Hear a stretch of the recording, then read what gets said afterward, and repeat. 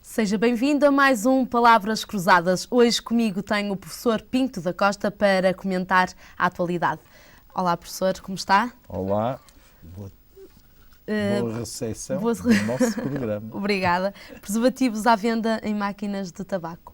Qual é o seu comentário? Pois é um aproveitamento, talvez para equilibrar a diminuição de receita por se vender menos tabaco em consequência da respectiva legislação.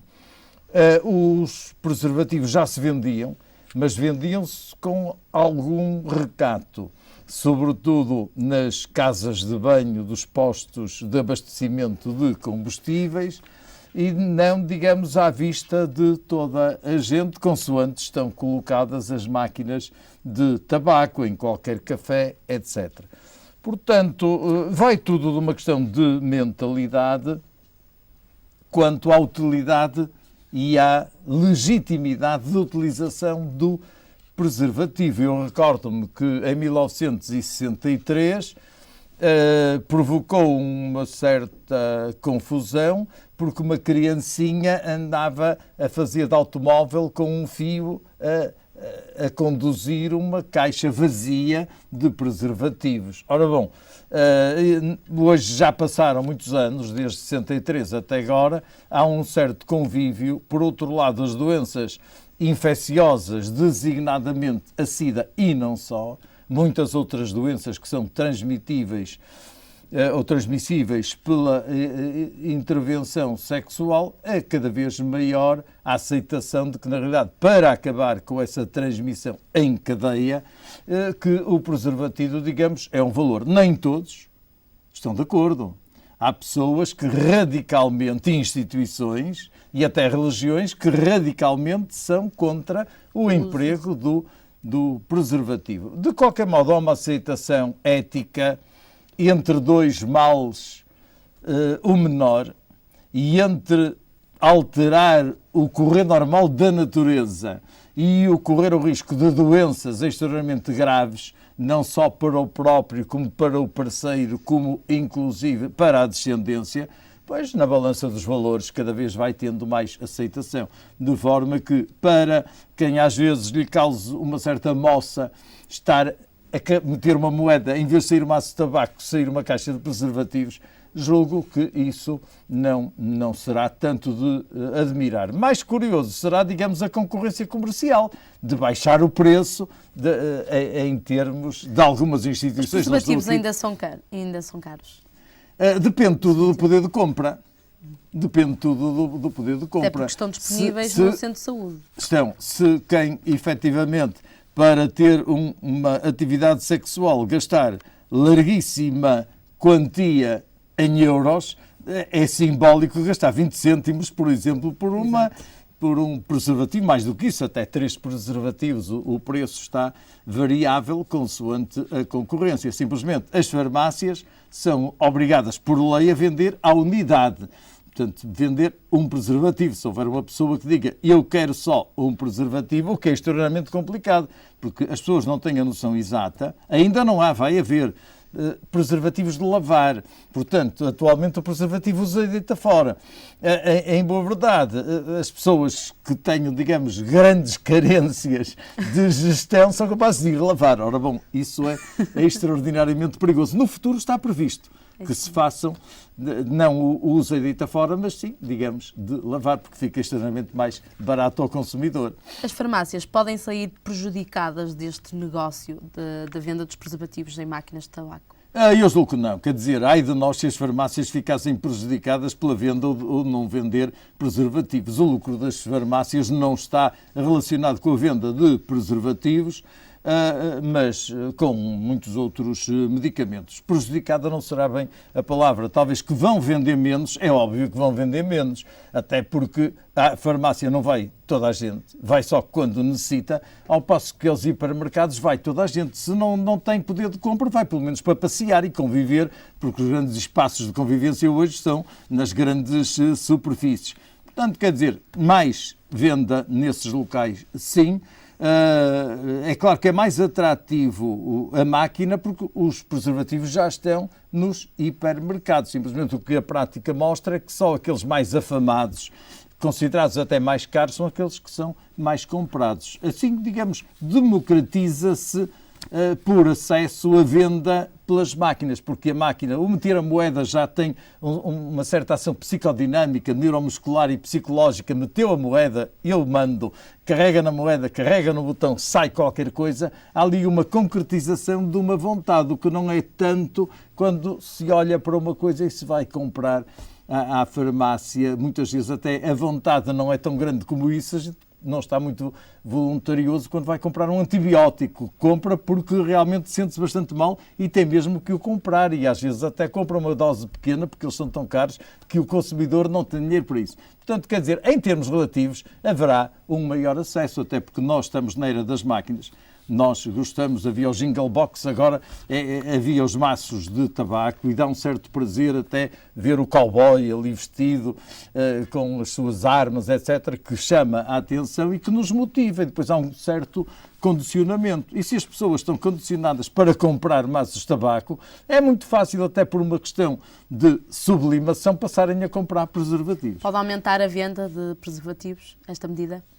Eu acho que sim, quer dizer, está aqui, há dois prismas. Um é o aproveitamento comercial da circunstância e o outro, digamos, é a ação benéfica que poderá ter, na realidade, em termos até contraceptivos, não só do problema da transmissão das doenças sexuais, mas até no aspecto da contracepção, embora para já não haja publicidade para a contracepção, até porque a contracepção vem como uma consequência do uso do preservativo. E não cairia tão bem, digamos, na população em geral, fazer um grande anúncio desta venda se dissesse que era contra a contracepção. Aliás, tudo que for contracepção hoje é muito duvidoso, porque nós não temos gente, nós precisamos é fazer gente, não é de utilizar meios para não fazer gente. Portanto, isso não cairia tão bem. Agora, cai perfeitamente bem toda a propaganda em termos de evitar as doenças sexualmente transmissíveis, porque hoje já há situações graves. Durante uns anos quase que não havia sífilis, hoje a sífilis já não é assim tão rara como isso, já é extremamente frequente e não é só a sida que se vai evitar, a belenorragia pode, inclusive, em algumas circunstâncias, levar à cegueira de uma pessoa, se infectada, coloca os dedos na córnea, etc. Portanto, isso as pessoas, eu acho que vão aceitar bem. E depois, há aqui um valor que me parece importante, é que ninguém é obrigado a comprar preservativos. Exatamente. Compra quem estiver determinado nesse sentido. Ainda há um estigma em Portugal para com o preservativo, ou comprar à frente de toda a gente, como vai ser numa máquina de tabaco, será perfeitamente normal? Ainda há, e esse estigma ainda não desapareceu. Na fase inicial da venda dos preservativos cá em Portugal, havia uma situação muito curiosa em qualquer farmácia, que era o seguinte: estava uma mulher ao balcão, estava um homem, e alguns clientes que, quando iam comprar medicamentos, eles preferiam o balcão de onde estivesse o homem. Julgo que hoje não, até porque a generalidade, a maior parte das caixas nos hipermercados são mulheres e, portanto, ao registar as coisas, registra também lá o preservativo. Eu acho que se vai atenuando, digamos, aquela espécie de pudor em termos de sexualidade, porque fundamentalmente o que há é uma desinformação enorme em termos de sexualidade em Portugal. Nós temos leis maravilhosas, mas as leis não funcionam, não se aplicam, a começar pelos programas de educação sexual nas escolas, que não existem. Na prática não existem. Pode existir um ou outro por uma iniciativa de uma professora, em regra, mais frentex, ou pode haver, digamos, um professor também da área da biologia que relaciona a sexualidade com fenómenos celulares, etc. E, portanto, tirando essas exceções, de um modo geral, não há educação sexual na prática, até porque se alguns professores nas escolas têm iniciativas muito acertadas, se calhar a maior parte dos pais das criancinhas não querem que esses programas funcionem, não querem que tenham educação na área da sexualidade. De forma que é difícil de temperar. Eu julgo que o tempo que vai acabar por solucionar estas coisas. A sociedade vai evoluindo. Sim, normalmente, quer dizer, há determinadas coisas que é difícil forçar, porque, em boa verdade, quanto mais nós cortamos as plantas, mais elas florescem. Portanto, tudo que seja o radicalismo do não dá resultado nenhum. Antes, pelo contrário, estimula a nós procurarmos o fruto proibido. Penso que aqui que não haverá nada de normal. Agora, aceito perfeitamente para a mentalidade de muitas pessoas, causa uma certa moça, haver preservativos, carregar com 20 cêntimos, ou 30, ou 40, ou 1 euro, isto agora varia, e saírem umas coisas dali.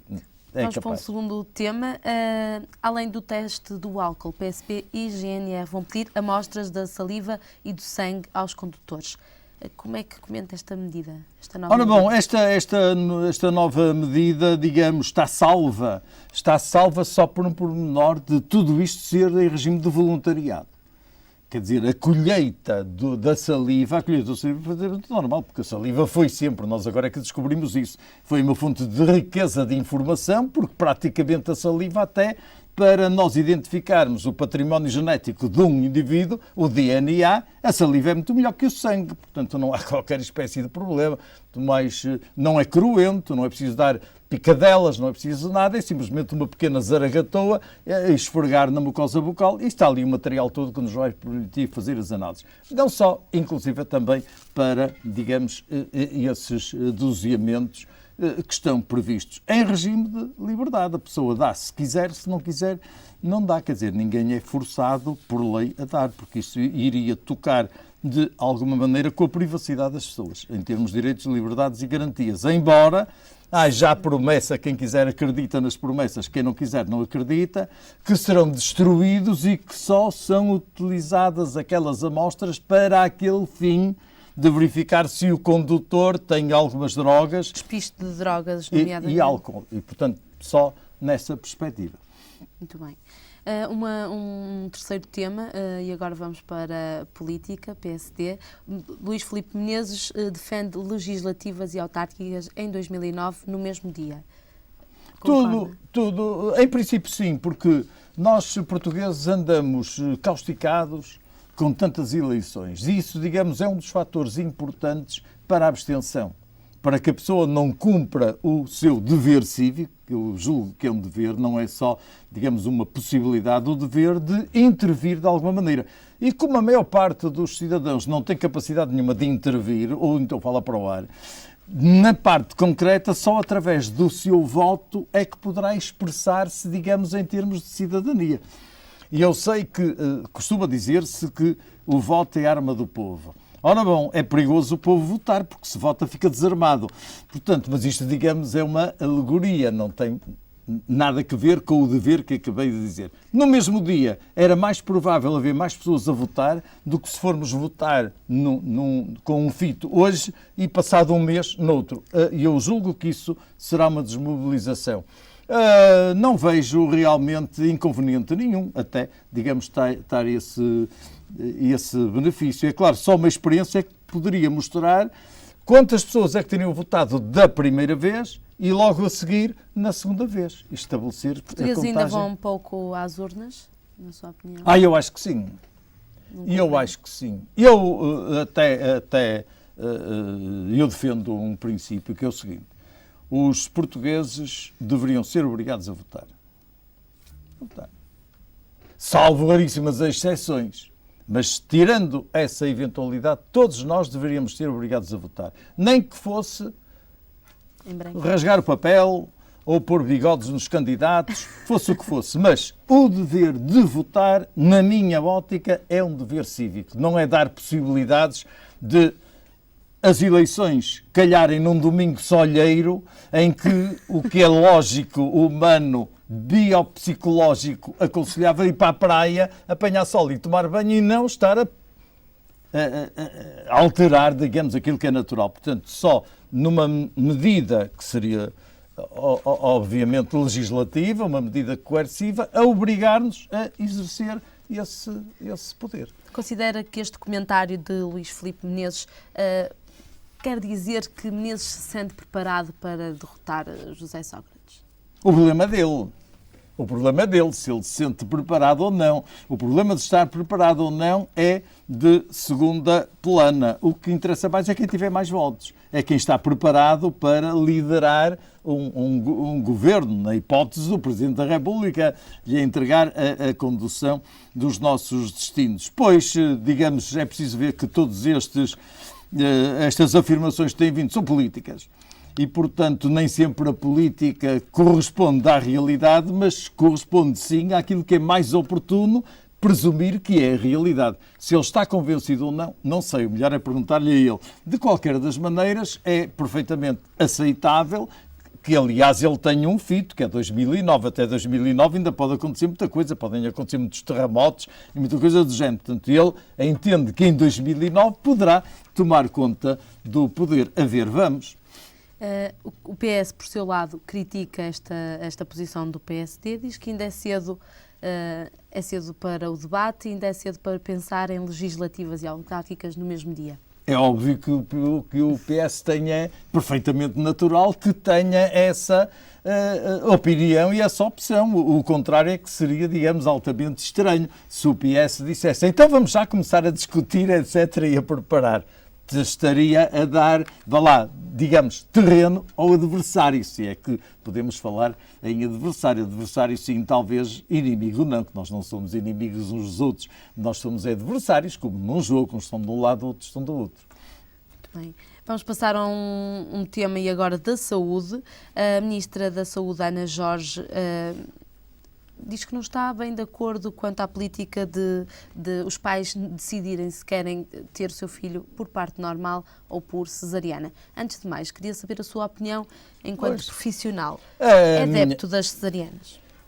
O problema não está em ser adepto das cesarianas. Eu estou mais do que adepto das cesarianas quando a cesariana é o meio de o parto poder ocorrer sem o que a mulher poderia morrer ou até o filho poderia morrer. Isso é uma coisa diferente. Sem prejuízo dos dois, mas parece que se tornou um pouco... Nem prejuízo. O que, na realidade, me causa uma certa moça é que, embora a gravidez não seja uma doença, mas seja um ato sublime relacionado com a saúde, que não seja o médico a decidir quando é que deve fazer a cesariana ou não e que seja a mulher a pedir.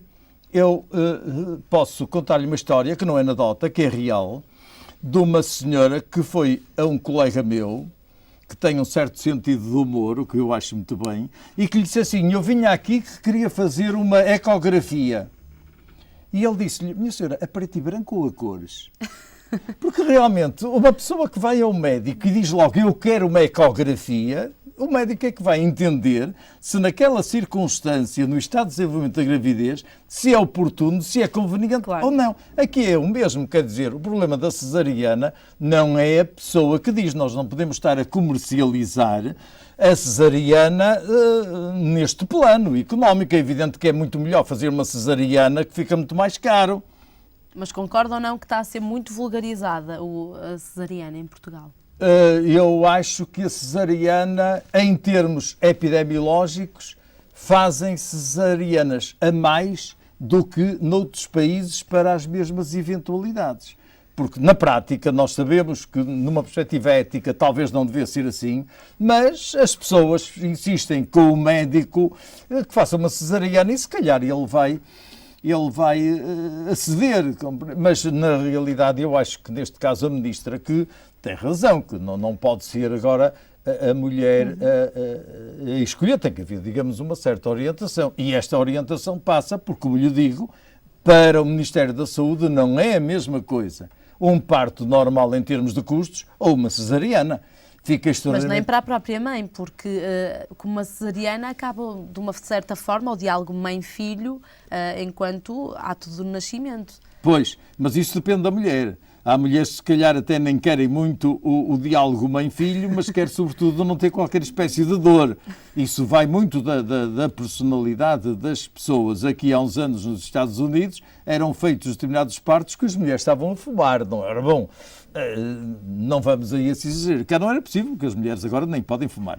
Mas tirando essa perspectiva, acho que tem que haver um equilíbrio, um certo equilíbrio.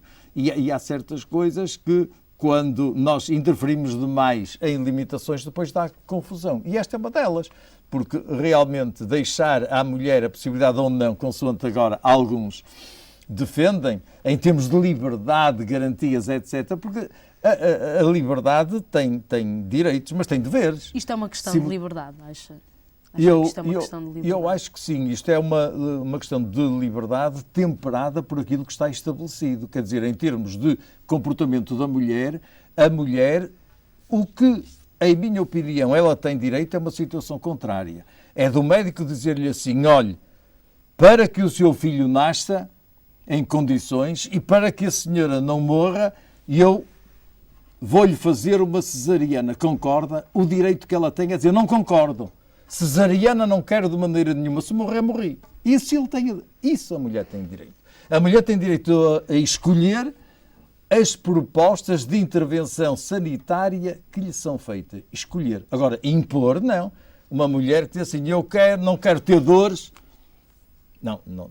Eu, na minha perspectiva ética, isso não está correto. Generalizou-se muito a moda, olha, a cesariana, isso é uma maravilha. Os partos marcados também, não é dói verdade? Nada. Claro. Portanto, quer dizer, os prazos marcados, etc., isso também é o tal problema da hora, mas isso não terá, digamos, a mesma gravidade. E em termos, não foi nunca levantado o problema se o filho que devia nascer amanhã de manhã, se lhe deram umas injeções antes, nasce hoje à noite. Esse problema nunca ninguém levantou.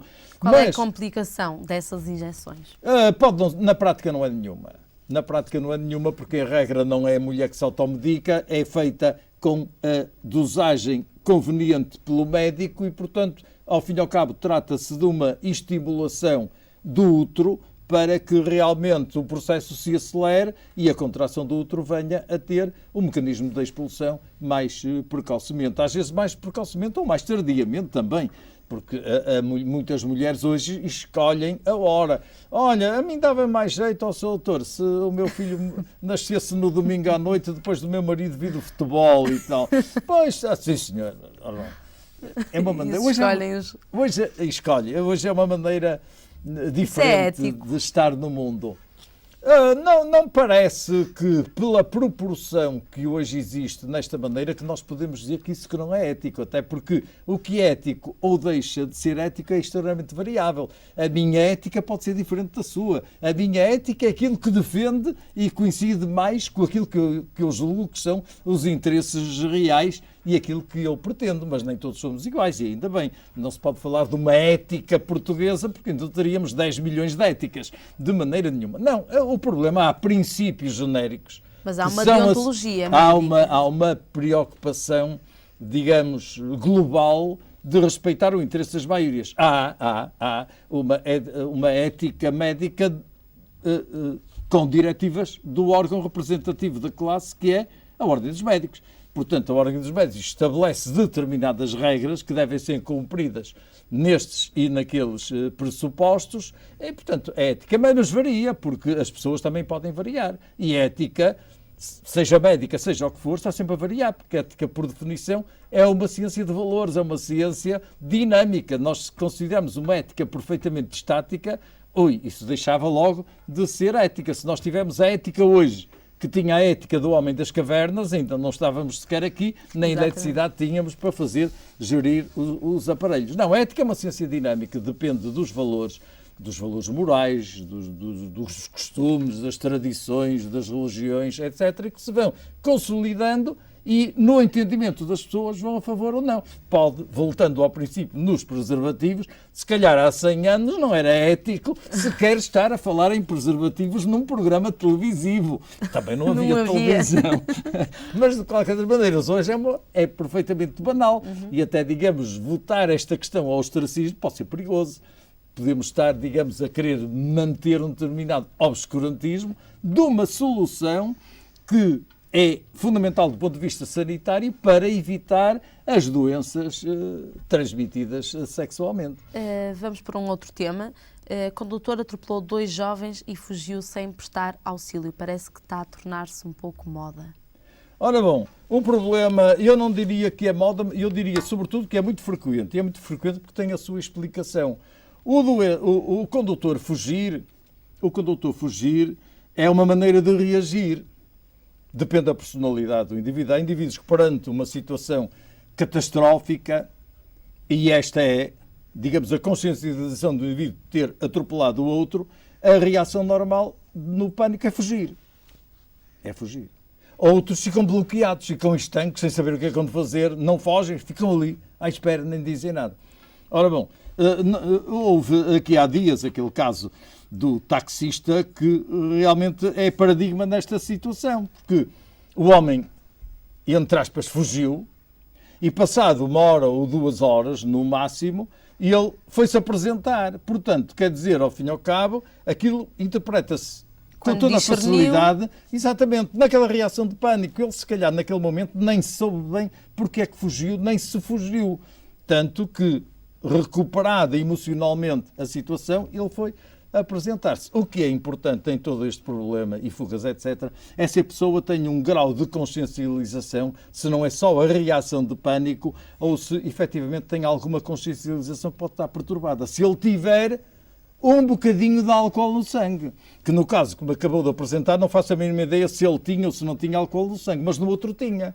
O outro tinha 0,92 gramas por litro, que não correspondia à realidade, porque partindo do princípio que a nossa capacidade de metabolização, ou seja, de destruição do álcool, é entre 0,10 e 0,15 por hora, nós fazendo as contas, 2 horas mais tarde, ele já tinha mais do que 1 grama. Ele não tinha 0,92 quando atropelou. Portanto, com 1 grama, já há perturbações da consciência. Com 0,9 também. Com 0,8 também.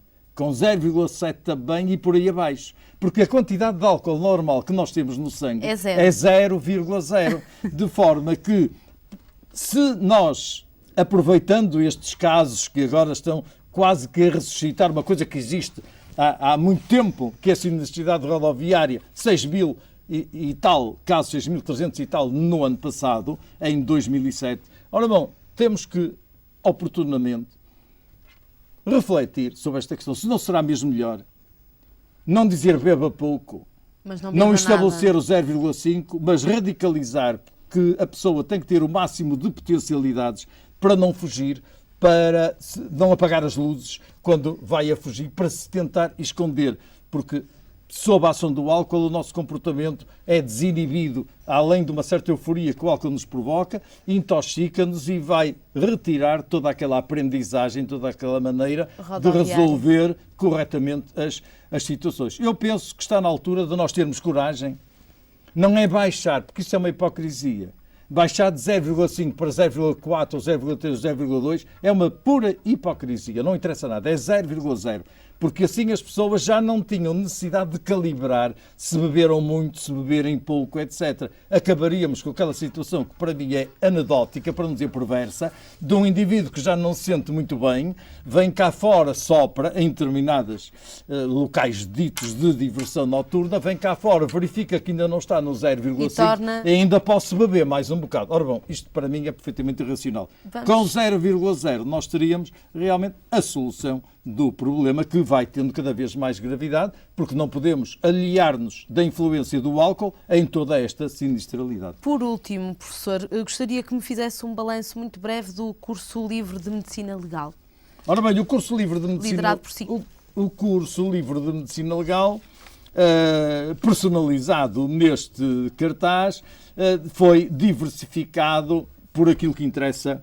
De momento, as grandes áreas, não tivemos de maneira nenhuma a pretensão de esgotar o assunto, até porque este ano foi o 10º curso livre, que foi diferente do 9º e assim sucessivamente, para que as pessoas se possam sentir gratificadas. O que houve de novo foi, digamos, uma abordagem da importância dos dentes, quer na identificação dos mortos, quer na reparação em termos de dano corporal dos vivos, quando nós temos um acidente de aviação, apanhamos um murro na boca, ficamos com os dentes a abanar ou perdemos dentes, etc. E, portanto, que há todo um envolvimento e que não é barato e que alguém tem que contribuir para que se possa ressarcir esse dano. Portanto, dentes foi um dia inteiro, foi desde manhã das 9 à 1 e das 2 às 6, que coincidiu com o primeiro congresso da APOF, ou seja, da Associação Portuguesa de Odontologia Forense.